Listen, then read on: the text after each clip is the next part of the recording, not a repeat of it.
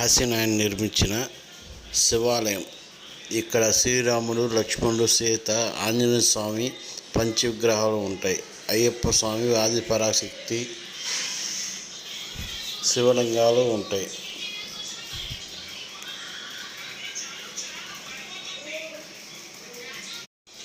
ఆత్మకూరుకి 1.5 kilometre దూరంలో ఉంటుంది. బట్టేపాడు మార్గంలో మనకు ఎడం చేతి పక్క వస్తుంది. కాశీనాయన నిర్మించిన దేవస్థానం. ఇక్కడ నిత్య అన్నదానం జరుగుతుంది.